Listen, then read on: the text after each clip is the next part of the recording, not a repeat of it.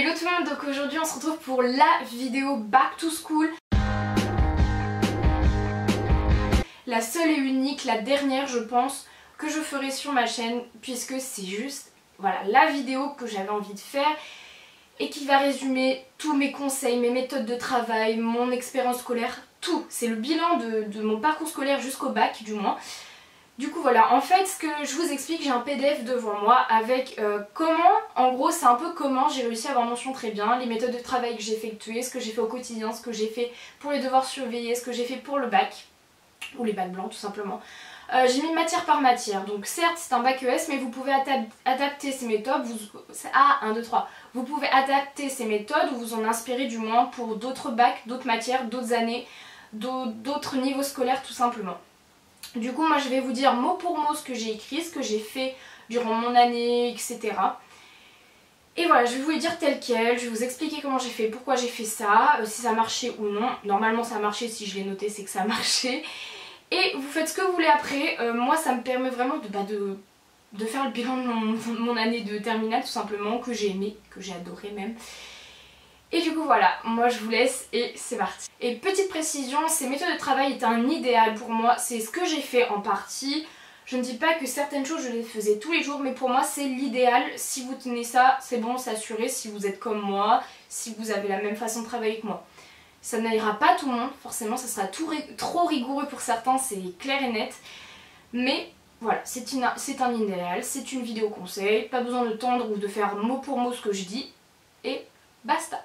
Alors commençons avec la matière DSES, donc sciences économiques et sociales, qui a majoré les 3 années tout simplement de mon lycée, que voilà, la matière que j'ai adorée, etc. Alors je vais commencer par vous dire ce que je faisais au quotidien, quand il n'y avait pas de DS, ou voilà, quand j'avais du temps à perdre, donc du coup j'avais jamais de temps à perdre, mais quand je voulais rentabiliser mon temps tout simplement. Alors je m'avançais dans mes fiches, puisque moi en SES je faisais des fiches. Je prenais mes cours sur ordinateur et je faisais des fiches. Alors je vais vous expliquer après plus tard comment je les faisais. Mais voilà, toujours s'avancer dans ses cours, c'est la clé, comme ça vous n'avez rien en retard. Parce que moi ça m'est arrivé, je crois, vers la fin, ou les 3/4 de mon cycle de SES. J'ai attendu un peu avant de faire mes fiches et je me suis rendu compte qu'il fallait que je reprenne vite mes habitudes. Voilà, donc s'avancer dans ces fiches c'est la base, surtout quand il y a des fiches extrêmement fournies avec un cours extrêmement riche. Donc voilà, il faut s'avancer pour qu'elles soient au mieux. Et pensez que vos fiches, plus vous allez faire tôt, plus vous allez pouvoir les perfectionner, plus elles seront parfaites à la fin de l'année. Ensuite, il faut suivre l'actualité en SES, c'est primordial pour tout simplement avoir des accroches et des ouvertures en dissertation. Puis même de la culture générale et des connaissances en plus pour vous pour plus tard. Alors je vous conseille d'écouter France Inter à la radio, il y a plein d'autres radios mais France Inter c'est la base tout simplement. De regarder tout simplement ensuite les informations à la télé, pas forcément les chaînes en continu parce que voilà c'est différent. Je trouve que les journaux télévisés basiques voilà, retranscrivent vraiment les informations parce qu'ils ont eu le temps de le faire, que les chaînes qui tournent en boucle, voilà, pour moi c'est un peu moins précis. Et également vous pouvez télécharger l'application du Monde, voilà, c'est d'actualité que j'adore, sur votre téléphone pour recevoir des notifications. Alors ça sera une phrase, mais au moins vous aurez au moins une phrase ancrée dans votre tête, c'est mieux que d'avoir 1000 pages et de n'en retenir aucune. Ensuite pour les devoirs surveillés, alors je faisais des fiches. Alors mes fiches, en gros je mettais le nom du chapitre, le programme, puisqu'en SES comment vous êtes évalué, et au bac c'est les consignes qui sont inscrites dans le programme officiel. Alors allez chercher ça sur internet tout simplement. Ensuite je mettais mon cours. Alors chacun prend son cours ou fait des fiches comme il le souhaite. Moi j'essayais de rendre mes fiches plus faciles, plus accessibles, et d'expliquer les choses que je ne comprenais pas, de mettre des choses visuelles. Je faisais énormément de schémas, beaucoup d'images, voilà, je faisais plein de trucs. J'essayais vraiment juste que je lise mes fiches et que ça ne m'ennuie pas, tout simplement, que j'aime lire mes fiches. Voilà, et en général j'en faisais par chapitre, écrite en combien, en 12 je crois. En 12 en Arial je faisais 11 pages. Non, 13 pages maximum pour un chapitre, en comptant les images, etc. Et à la fin, je mettais les ouvertures et les accroches, puisqu'en SES vous en avez toujours besoin. J'en mettais 3 primordiales. Par exemple, je sais pas, pour le chapitre sur l'environnement, j'ai mis un topo sur la COP21, c'était obligatoire cette année du moins. Donc voilà. Et également, je mettais des sujets possibles, alors ça je l'ai fait vraiment à la fin de l'année pour réviser à mort mon bac. Parce que bah tout simplement les sujets possibles ça vous entraîne, ça vous donne des... Si vous avez une bonne mémoire ça vous donne des plans types et vous n'avez même pas besoin de réfléchir quand vous arrivez au contrôle. Puisque voilà, vous allez voir le sujet, vous savez déjà quel plan faut faire. Alors ça, il faut réfléchir pour les informations précises. Mais vous avez la base, tant que vous avez la base, c'est déjà bien, vous faites pas hors sujet. Aussi, pour les DS, j'apprenais mes fiches en commençant par le plan. Parce que voilà, comme je vous dis, le plan c'est la base. Si vous n'avez pas le plan, vous avez les détails, ça ne sert à rien. Ensuite, je faisais les grandes idées et ensuite j'allais voilà, du général particulier en fait. C'est comme ça que j'apprenais, tout simplement. Et ensuite pour le bac de SES, du moins l'épreuve de SES et les bacs blancs, alors d'ailleurs je vous dis au passage, j'ai commencé à réviser mon bac le 1er mai, tout pile. Alors je ne sais pas combien de temps j'ai révisé, mais tous les jours je faisais un petit truc à compter du 1er mai en fait. J'ai fait un truc tous les jours, enfin un ou plusieurs trucs. Donc pour le bac de SES, alors ce que j'ai fait, ça c'était génial, enfin c'était génial. C'est dingue parce que je réalise vraiment que j'adorais réviser, mais bref, j'adore toujours d'ailleurs. J'ai trouvé une technique infaillible pour réviser, il faut s'y mettre à l'avance hein, pour faire cette technique là. En fait j'ai pris une liste, j'ai marqué mes chapitres, je les ai hiérarchisés du coup du plus compliqué, du moins celui que je maîtrisais le moins, à celui que je maîtrisais le plus. Voilà, j'ai fait une liste comme ça. Ensuite, pour chaque chapitre, il faudrait que je vous fasse un schéma, bref. Je regardais une vidéo ou un cours sur internet. Alors certes, ça peut ne pas être terrible comme cours que vous trouvez sur internet, mais ça peut toujours vous aider et vous replacer des idées dans la tête. Moi c'est ce que j'ai fait en SES du coup et ça m'a vraiment aidé pour certains trucs. Du coup je regardais une vidéo. Quand je l'avais fait, je cochais. Ensuite, je devais lire et apprendre la fiche, tout simplement. Donc quand j'avais appris, je cochais.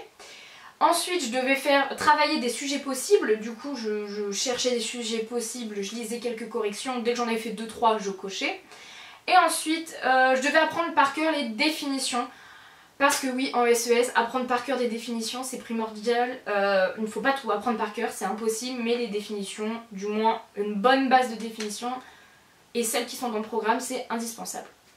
Du coup voilà, ça me faisait un tableau et je savais exactement où j'en étais. Et sachant que plus j'apprenais, plus j'en avais marre, mon cerveau n'en pouvait plus, bah, c'est pour ça que le plus facile, comment dire, c'était de plus en plus facile. Voilà, j'ai commencé par le plus dur, moi c'est comme ça que je m'en rappelle. Dès que je commence un chapitre, dès que c'est le premier que je révise du moins, je m'en rappelle directement, c'est celui que je maîtrise le mieux. Du coup je me suis dit le plus compliqué je le mets au début. Je sais pas si c'est très clair mais voilà, cette méthode était géniale. Quand vous avez 11 ou 12 chapitres en SES, c'est compliqué de faire tout en une journée, c'est impossible du coup. Par exemple je faisais un chapitre comment dire, un programme de révision du chapitre par jour. Donc je faisais chapitre 1, machin. Ou bien j'en faisais 3 dans la journée, je pouvais pas faire plus, c'est impossible de faire les 11-12 en une journée, on est d'accord. Et ensuite quand j'avais fait tout ça, donc tout ce tableau que j'avais fait sur une feuille et toutes ces révisions vraiment pures et dures, c'était le plus important à faire pour l'épreuve, bah, je révisais la méthodologie puisque c'est indispensable, une copie bien structurée, ça vous donne toujours plus de points et c'est beaucoup mieux pour structurer la pensée. Du coup j'avais révisé chaque épreuve, j'avais regardé des méthodologies sur internet aussi et surtout celles de mon cours. Également j'avais révisé les outils statistiques, donc tout ce qui est je sais pas, taux de variation, décile, élasticité, tout ce qu'on voit en SES, je les avais tous révisés puisque je savais qu'ils allaient me servir pour le C2 et pour la lecture des outils stats dans les différents documents. Et enfin, à la toute fin de ces révisions de SES, alors évidemment, hein, je redis, tout ça était étalé. Bah ensuite, à la fin, j'avais relu tous mes anciens devoirs surveillés, contrôle de SES, puisque voilà, je me rendais compte des erreurs que j'avais faites. Je relisais les corrections de mes contrôles, ça c'est hyper important, les corrections que les profs vous donnent. D'ailleurs il ne faut pas tarder pour les lire, c'est mieux de les lire dès que le chapitre est toujours en tête. Ensuite on va passer aux maths et j'étais également spé maths, donc je ne peux pas vous parler des autres spécialités du bac ES, mais je faisais spé maths. Alors au quotidien je faisais les exercices demandés, c'est hyper important, j'ai répété 1000 fois. Il faut s'entraîner en maths, c'est pas possible sinon. Et si c'est pas assez, vous pouvez faire les exercices qui sont corrigés dans votre manuel tout simplement, parce que voilà, le manuel si on vous le fait acheter c'est qu'il sert à quelque chose. Donc voilà, il y a des exercices certes différents des consignes de votre professeur, mais qui peuvent toujours vous faire découvrir d'autres choses. Ensuite pour les devoirs surveillés en maths, alors je faisais des fiches avec les formules, les rédactions à connaître, par exemple l'épreuve de Bernoulli. Nous du moins, on avait une rédaction type qui était limite voilà, la rédaction idéale, et je l'avais notée mot pour mot sur ma fiche et je la relisais, et voilà. Ensuite et également dans mes fiches de maths je marquais des exercices ou des consignes types et je marquais les étapes qu'il faut faire. Alors je ne sais pas j'ai pas d'exemple précis, si, basique, si on vous dit quelles sont les variations de la fonction f, voilà, étudier les variations de la fonction f. Alors je mettais fonction f, 1, donc noter la fonction f, 2, faire la dérivée, 3, signe de la dérivée, 4, variation de la fonction f. Voilà, je mettais vraiment les étapes indispensables. Après voilà, c'est comme ça que je retenais.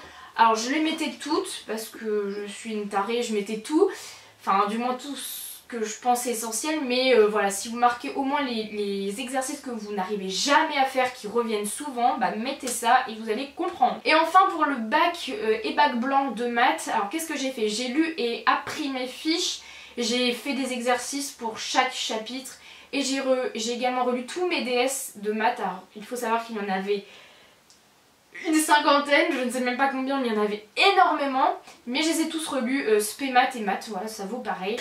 Et c'est comme ça que, voilà, je vous le dis juste, c'est la seule note que je vous dirai, j'ai eu 20 en maths, voilà, c'est juste la note dont je suis hyper fière puisque j'adore les maths et voilà, bref. Je suis grave passionnée dans cette vidéo, c'est dingue. Ensuite on passe à l'histoire géo qui est coef 5 il me semble au bac ES. Du coup, au quotidien il faut juste bien m'écouter en cours, ça c'est la base pour tous les cours, mais surtout en histoire géo puisque vous avez beaucoup de connaissances de dates de pays, de tout ce que vous voulez, d'événements à retenir, du coup c'est hyper important. Et avancez-vous dans vos fiches, c'est pareil. En maths je ne vous l'ai pas dit puisque les maths je pense que les formules c'est assez simple à écrire, mais en histoire c'est indispensable avec toutes les connaissances que vous avez à savoir. Ensuite pour les devoirs surveillés en histoire géo, alors je faisais des fiches, voilà pour le DS forcément, et je m'aidais du manuel, puisque mon manuel, je ne l'ai pas là forcément, mais il était extrêmement bien construit, du coup je m'en servais. Si vous avez vraiment un manuel qui est récent, essayez de vous inspirer de celui-là et ça ira nickel. Ensuite pour réviser mes cartes en géographie, j'avais une méthode assez particulière. Alors tout d'abord, à côté de chaque légende, je marquais le nombre qu'il y avait de cette légende. Par exemple les aéroports, s'il y en avait 3, je marquais 3. Ensuite j'apprenais par cœur la légende, les mots, enfin par cœur quoi, la légende. Puisque pour moi si vous apprenez la légende et que vous avez un minimum de jugeote et que vous avez un minimum écouté en cours, vous pouvez replacer. Puisque par exemple les flèches qui sont sur le visuel sur la carte tout simplement ne sont pas mises au hasard. Il y a quand même des... Enfin voilà, c'est pas au hasard, c'est des choses que vous avez sûrement apprises. Du coup j'apprenais d'abord la légende, mot pour mot, et ensuite j'apprenais le visuel en essayant de faire des mémos techniques. Alors par exemple pour mes villes du Brésil j'avais fait une chanson, voilà. Genre je sais que ça faisait genre, je sais pas si c'est les bonnes prononciations, mais ça faisait Vaze, Bewandi, Tane, Kalian, Navi, Mumbai, Panvel, voilà, je m'étais fait cette mélodie et je me rappelais à chaque fois de mes villes. Pareil, c'était pourquoi pour Mumbai, les anciennes villes, je crois que c'est ça d'ailleurs. Non, je dis n'importe quoi, c'est pour les villes autour de Mumbai. Bref, je me faisais des chansons et pour les villes du Brésil, je m'étais fait une histoire genre Manos, genre je pense à Manu, il y a je sais plus ce que j'ai, Fortaleza, enfin bref, il y avait des villes, Curitiba ou je ne sais quoi, bref, je faisais des mémos techniques pour m'en souvenir. Et ensuite toujours pour les DS de cartes, en fait j'ai imprimé les fonds de cartes officiels de l'éducation nationale, donc ceux dont vous êtes susceptibles d'avoir au bac. Et je m'entraînais dessus, alors j'en faisais pas 40 000 parce que même l'encre ça coûte cher, mais j'en faisais quelques visuels tout simplement. Et enfin pour le bac et le bac blanc, du moins l'épreuve d'histoire géo au bac, alors je faisais pareil qu'en SES, je faisais une liste des chapitres allant du plus dur pour moi au plus facile, toujours. Alors il y en avait énormément de chapitres en histoire géo, donc bon voilà, mais voilà il y a certains chapitres que je connaissais par cœur sans les relire, donc ça c'était plutôt pratique puisque je les mettais à la fin, comme ça je perdais pas de temps sur eux. Ensuite, Pour chaque chapitre, pareil, je regardais une vidéo ou un cours sur internet et je complétais mon cours à moi parce qu'il y a des informations que je n'avais pas forcément et qui étaient importantes. Et ensuite, je lisais, j'apprenais mon chapitre, tout simplement. C'était tout pour le cours ce que je faisais, voilà, ça faisait 2 colonnes. Ensuite, concernant la philosophie, alors c'est un peu différent des autres matières puisque j'avais un peu moins d'heures de cours. Enfin si, j'en avais, mais c'était pas, voilà, c'était pas ouf quoi. Voilà, sans rentrer dans les détails. Du coup, au quotidien, je faisais des fiches de mes cours, même si je n'en avais pas sur certains sujets. Et je m'aidais du manuel beaucoup. Et des cours sur le site Cartable. Alors ça m'a sauvée en philo, clairement. Voilà, parce que j'ai appris plein de choses que je n'avais jamais vues de toute ma vie, de toute mon année du moins. Et voilà, ça m'a vraiment aidée. Et même si vous avez des cours déjà en philo, je pense que lire d'autres cours, ça vous ouvre l'esprit aussi et ça vous donne d'autres références, donc ça peut être cool. Ensuite, pour les devoirs surveillés, pareil, j'apprenais mes fiches, tout simplement. Et concernant le bac de philo, je faisais une liste des chapitres également allant du plus dur au plus facile. Et ensuite, je regardais une vidéo ou un cours sur internet pour comprendre autrement le cours, tout simplement. Et j'apprenais certaines références, certaines... je sais pas comment dire, certains raisonnements par cœur, ou du moins je les révisais vraiment énormément. Et je révisais également la méthodologie. Et enfin concernant les langues vivantes, alors j'ai regroupé parce que pour moi la LV1 et la LV2 c'était la même méthode de travail. Alors au quotidien, je pense qu'il faut bien organiser ses cours par notion, c'est hyper important puisque à la fin de l'année vous allez passer un oral, du coup ça va être beaucoup mieux si vous avez la même notion dans un petit paquet. Et également il faut participer à l'oral, je ne l'ai pas fait beaucoup, je l'avoue. Donc ne faites pas comme moi, ça ne m'a pas pénalisé, mais ça aurait pu être mieux, c'est tout. Du coup voilà, je pense que c'est la base. Alors évidemment si vous avez de grosses lacunes, toutes ces choses que je suis en train de vous dire vont peut-être pas vous correspondre. Du coup par exemple si vous avez des lacunes en langue vivante, essayez d'apprendre du vocabulaire, essayez de regarder des vidéos en anglais. Moi l'anglais je le comprends vraiment grâce aux vidéos YouTube, ça m'a servi mais à 400%, les séries aussi, enfin vous avez plein de façons. Donc moi je vous en parle pas là parce que c'est pas vraiment ce que je faisais, du moins pour moi c'était pas des méthodes de travail pures et dures, enfin je veux dire de la révision, mais voilà. Ensuite pour les devoirs surveillés à l'écrit, je relisais mon cours tout simplement, j'avais pas de méthode particulière. Et pour les oraux en classe ou autre, pareil, j'avais pas de méthode particulière, pour moi c'était un peu différent du bac quand on le faisait en cours, du coup voilà, pas de méthode. Mais pour les oraux, alors j'avais une méthode aussi très spécifique et j'essaie d'aller très vite. Bref, alors je faisais une notion avec une intro. Dedans je faisais une accroche, je disais donc je vais vous parler de telle notion, non je vais vous parler de tel thème qui rentre dans telle notion. Et ensuite je faisais ma problématique et mon annonce de plan. Pour moi c'est une bonne introduction ça de faire ça, c'est toujours comme ça que j'ai appris, peut-être vous faites différemment mais c'est comme ça que j'ai fait. Ensuite pour mon développement, alors Ensuite pour mon développement je faisais un plan, forcément pour moi une analyse structurée ça fait tout. Et en fait je parlais des idées du cours en incluant des formules nouvelles ou des formules voilà, qui paraissent pas lourdes à l'oral mais qui montre que voilà, il y a eu un effort de fait. Des illustrations aussi qui étaient du moins les documents du cours. Et ensuite je mettais quoi? Et je disais également pourquoi le document illustre l'idée dont j'ai envie de démontrer. Et je faisais des rappels de la notion, genre s'il y avait une partie sur je ne sais pas quoi, par exemple moi j'ai en anglais dans idée de pouvoir, je crois que c'est ça, j'avais fait, du moins on avait fait les études supérieures et j'avais dit que ça coûtait cher. Et du coup je revenais à la notion en disant que vu que ça coûte cher, du coup ça réfère au pouvoir, puisqu'il y a le pouvoir financier, enfin machin, des choses comme ça, mais je revenais toujours à l'intitulé de la notion. Et au mieux pour vos oraux, du moins pour une notion, c'est d'inclure des recherches personnelles. Par exemple, je sais pas, moi je sais que dans une notion d'anglais j'avais mis un peu d'SES puisque c'était vraiment quelque chose que, voilà, que je voulais inclure, qui correspondait totalement et c'était des notions nouvelles pour le professeur ou pour le jury tout simplement. Voilà, des recherches personnelles, vous n'avez rien à perdre, donc bon.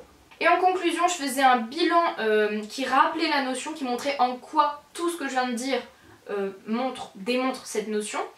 Et je faisais une ouverture ou une sorte de morale ou un nouveau raisonnement possible. Je sais que par exemple concernant les études supérieures, j'avais dit vous pouvez être hautement diplômé, mais ça ne fait pas tout, ce n'est pas le seul facteur de succès. Quelque chose comme ça. Enfin voilà, une petite morale, c'est toujours mignon je trouve à la fin, voilà, ça change tout simplement. Et pour les écrits des langues, du coup j'avais relu mon cahier, j'avais revu quelques constructions de phrases, j'avais revu et surtout, et enfin d'ailleurs, la méthodologie de la lettre à un ami, la lettre officielle, du mail et du dialogue. Pour les sujets d'invention au bac, c'est vraiment indispensable. Parce que voilà, pareil, ça montre que vous faites un effort. Pour un article de journal, faire des petites colonnes aussi, ça, certains le font, je le faisais pas, mais ça peut servir, voilà, c'est tout. Voilà tout le monde, donc c'est la fin de cette vidéo, j'espère qu'elle vous aura plu, j'espère surtout qu'elle vous aura aidé. Si vous avez d'autres méthodes de travail, n'hésitez pas à les dire en commentaire. Si vous comptez utiliser quelques méthodes là-dedans, dites-le moi. Voilà, dites-moi tout scolairement, et voilà, je pense que c'est la dernière fois que je parlerai du lycée sur ma chaîne, tout simplement. Parce que voilà, je ne peux pas faire mieux, je ne peux pas tout vous détailler, là c'est vraiment ce qui me restait en mémoire, ce qui me restait sur papier, heureusement que je l'avais écrit. Bref, voilà, donc bonne chance à tous les futurs bacheliers, aux bacheliers ES surtout. Et voilà, moi je vous fais à tous gros bisous et bye. Et B. On peut, vous sentez pas parce que